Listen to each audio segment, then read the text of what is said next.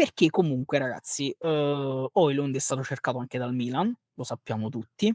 Milan che ha dovuto nettamente virare, infatti è arrivato Harder, non so se hai letto, chiaramente ufficiale al Milan già, ha dovuto nettamente virare su un altro giocatore per tanti motivi, per quanto riguarda i costi, per quanto riguarda probabilmente anche la volontà del giocatore, perché in questo momento, se si inserisce il Napoli, a meno che non c'è una forte volontà diciamo, del giocatore di andare da un'altra parte, vacillano tutti.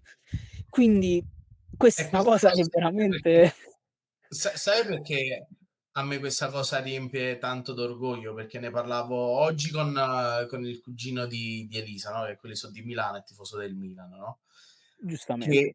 che fine a qualche anno fa abbiamo sempre detto il blasone del Milan, il blasone dell'Inter, il blasone della Juve, eccetera, eccetera.